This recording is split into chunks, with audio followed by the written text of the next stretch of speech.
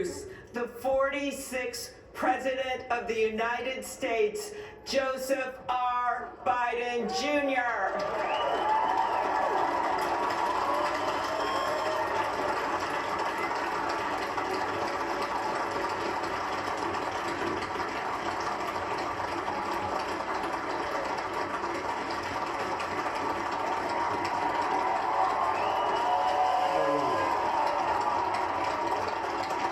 Chief Justice Roberts, Vice President Harris, Speaker Pelosi, Leader Schumer, Leader McConnell, Vice President Pence, and my distinguished guests, my fellow Americans. This is America's day. This is democracy's day. A day of history and hope, of renewal and resolve. Through a crucible for the ages, America has been tested anew, and America has risen to the challenge.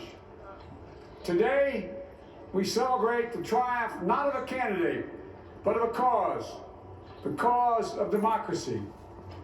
The people, the will of the people has been heard, and the will of the people has been heeded. We've learned again that democracy is precious.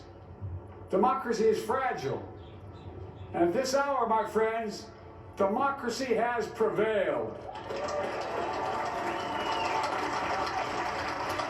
So now, on this hallowed ground where just a few days ago, violence sought to shake the Capitol's very foundation, we come together as one nation, under God, indivisible, to carry out the peaceful transfer of power as we have for more than 2 centuries. As we look ahead in our uniquely American way, restless, bold, optimistic, and set our sights on the nation we know we can be and we must be. I thank my predecessors of both parties for their presence here today. I thank them from the bottom of my heart. And I know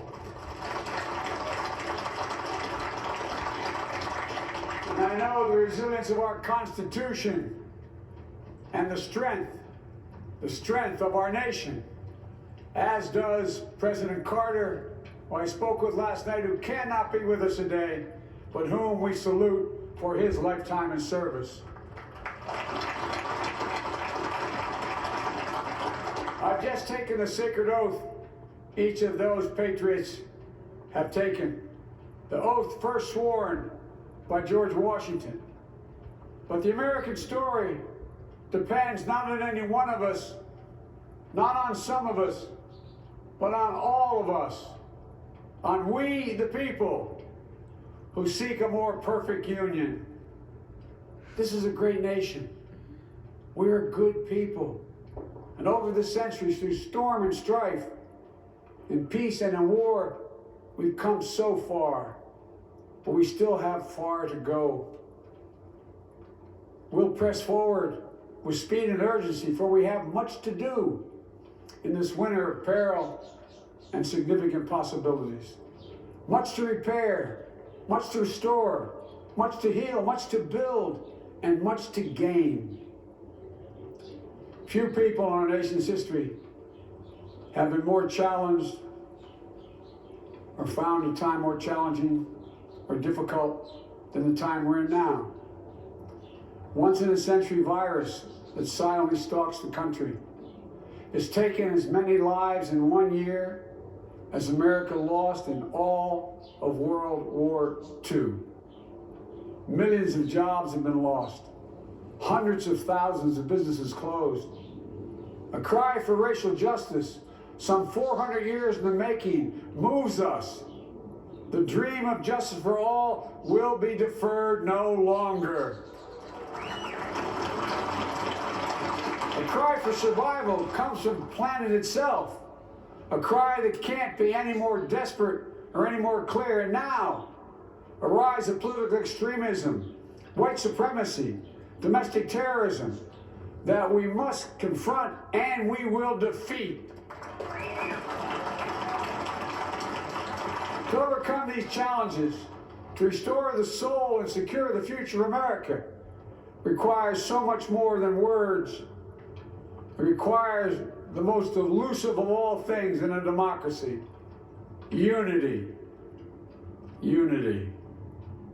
In another January, on New Year's Day in 1863, Abraham Lincoln signed the Emancipation Proclamation.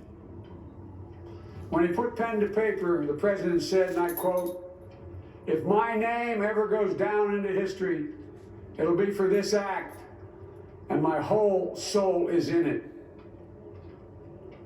My whole soul is in it. Today, on this January day, my whole soul is in this. Bringing America together, uniting our people, uniting our nation. And I ask every American to join me in this cause.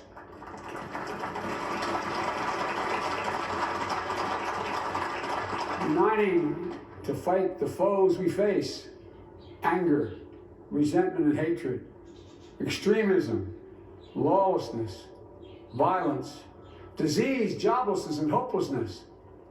With unity, we can do great things, important things. We can right wrongs. We can put people to work in good jobs. We can teach our children in safe schools. We can overcome the deadly virus. We can reward work and rebuild the middle class and make healthcare secure for all. We can deliver racial justice, and we can make America once again the leading force for good in the world. I know speaking of unity can sound to some like a foolish fantasy these days. I know the forces that divide us are deep and they are real. But I also know they are not new. Our history has been a constant struggle between the American ideal that we're all are created equal and the harsh, ugly reality that racism, nativism, fear, demonization have long torn us apart. The battle is perennial, and victory is never assured. Through Civil War, the Great Depression, World War, 9/11, through struggle, sacrifice, and setbacks, our better angels have always prevailed. In each of these moments, enough of us have come together to carry all of us forward. And we can do that now. History, faith, and reason show the way of unity. We can see each other not as adversaries, but as neighbors. We can treat each other with dignity and respect. We can join forces, stop the shouting, and lower the temperature. For without unity, there is no peace, only bitterness and fury. No progress, only exhausting outrage. No nation, only a state of chaos. This is our historic moment of crisis and challenge, and unity is the path forward. And we must meet this moment as the United States of America. If we do that, I guarantee you we will not fail. We have never, ever, ever, ever failed in America when we've acted together. And so today, at this time, in this place, let's start afresh, all of us. Let's begin to listen to one another again, hear one another, see one another, show respect to one another. Politics doesn't have to be a raging fire, destroying everything in its path. Every disagreement doesn't have to be a cause for total war. And we must reject the culture in which facts themselves are manipulated and even manufactured.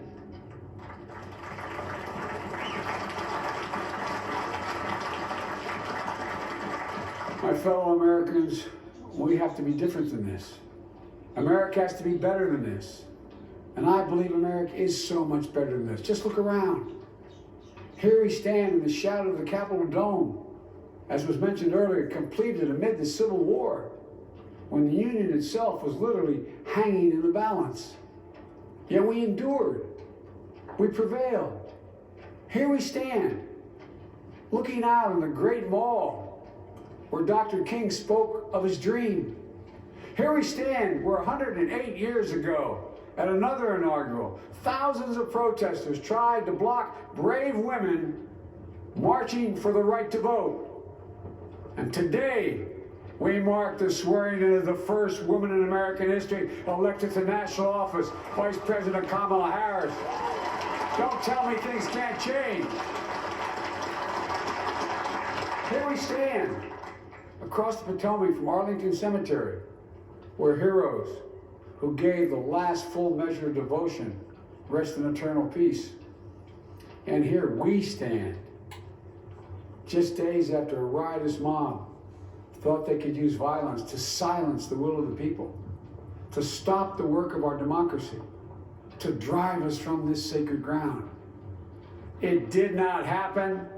It will never happen. Not today, not tomorrow, not ever. Not ever.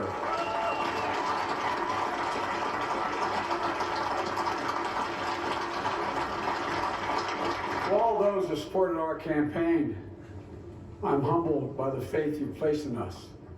To all those who did not support us, let me say this. Hear me out as we move forward. Take a measure of me and my heart.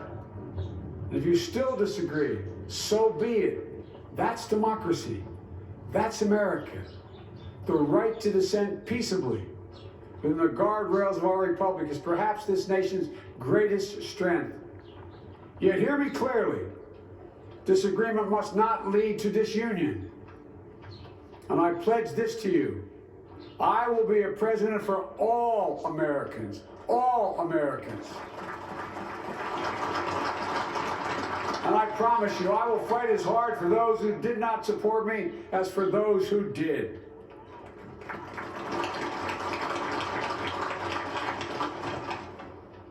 Many centuries ago, St. Augustine, a saint of my church, wrote that a people was a multitude defined by the common objects of their love. Defined by the common objects of their love. What are the common objects we as Americans love that define us as Americans? I think we know. Opportunity, security, liberty, dignity, respect, honor, and yes, the truth. Recent weeks and months have taught us a painful lesson. There is truth and there are lies. Lies told for power and for profit. And each of us has a duty and a responsibility as citizens, as Americans, and especially as leaders. Leaders who have pledged to honor our Constitution and protect our nation, to defend the truth and defeat the lies. Look, I understand that many of my fellow Americans view the future with fear and trepidation. I understand they worry about their jobs. I understand, like my dad, they lay at bed at night, staring at the ceiling, wondering, can I keep my health care? Can I pay my mortgage? Thinking about their families, about what comes next. I promise you, I get it. But the answer is not to turn inward, to retreat into competing factions, distrusting those who don't look like you, or worship the way you do, or don't get their news from the same sources you do. We must end this uncivil war that pits red against blue, rural versus urban, conservative versus liberal.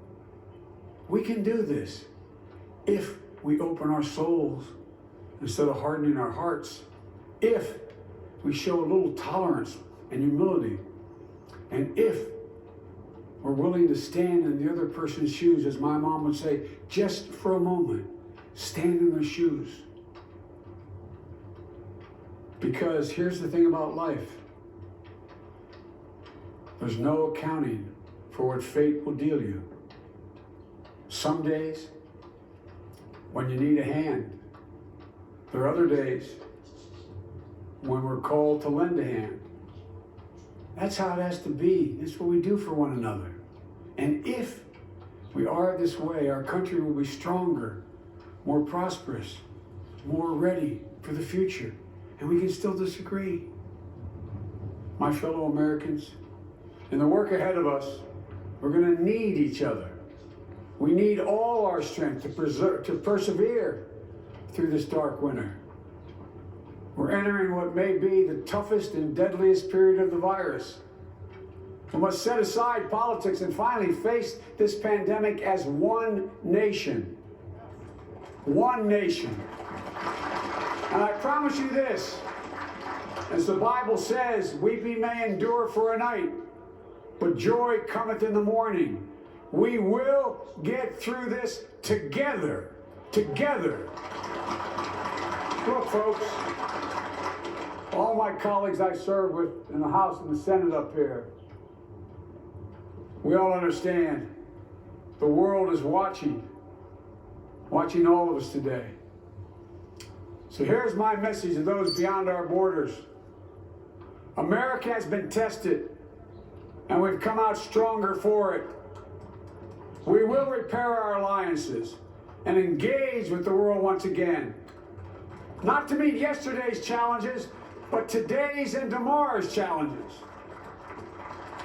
And we'll lead not merely by the example of our power, but by the power of our example.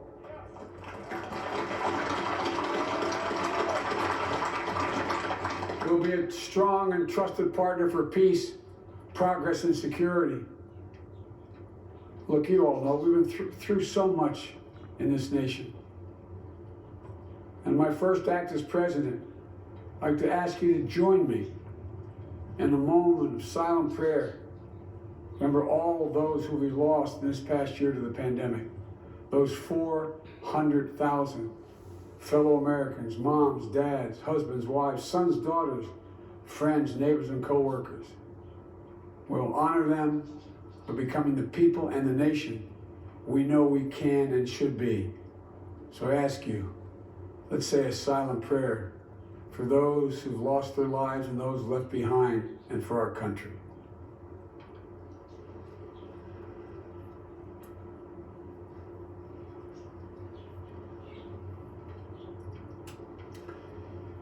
Amen. Folks, this is a time of testing. We face an attack on our democracy and on truth, a raging virus, growing inequity, the sting of systemic racism, a climate in crisis, America's role in the world. Any one of these would be enough to challenge us in profound ways. But the fact is, we face them all at once, presenting this nation with one of the gravest responsibilities we've had. Now we're going to be tested. Are we going to step up? All of us? It's time for boldness, for there is so much to do. And this is certain. I promise you, we will be judged, you and I, by how we resolve these cascading crises of our era. We will rise to the occasion is the question. Will we master this rare and difficult hour? Will we meet our obligations and pass along a new and better world to our children? I believe we must. I'm sure you do as well. I believe we will. And when we do, we'll write the next great chapter in the history of the United States of America, the American story. A story that might sound something like a song that means a lot to me. It's called American Anthem. There's one verse that stands out, at least for me, and it goes like this. The work and prayers of century have brought us to this day. What shall be our legacy? What will our children say? Let me know in my heart when my days are through. America, America, I gave my best to you. Let's us add our own work and prayers to the unfolding story of our great nation. If we do this, then when our days are through, our children and our children's children will say of us, they gave their best, They did their duty. They healed a broken land. My fellow Americans, I close the day where I began, with the sacred oath. Before God and all of you, I give you my word. I will always level with you. I will defend the Constitution. I'll defend our democracy. I'll defend America. And I'll give all of you, keep everything I do in your service, thinking not of power, but of possibilities, not of personal interest, but the public good. And together we shall write an American story of hope, not fear, of unity, not division, of light, not darkness, a story of decency and dignity, love and healing, greatness and goodness. May this be the story that guides us, the story that inspires us, and the story that tells ages yet to come that we answered the call of history. We met the moment. Democracy and hope, truth and justice did not die in our watch but thrived. That America secured liberty at home and stood once again as a beacon to the world. That is what we owe our forebears, one another, and generation to follow. So, with purpose and resolve, we turn to those tasks of our time, sustained by faith, driven by conviction, devoted to one another and the country we love with all our hearts. May God bless America, and may God protect our troops. Thank you, America.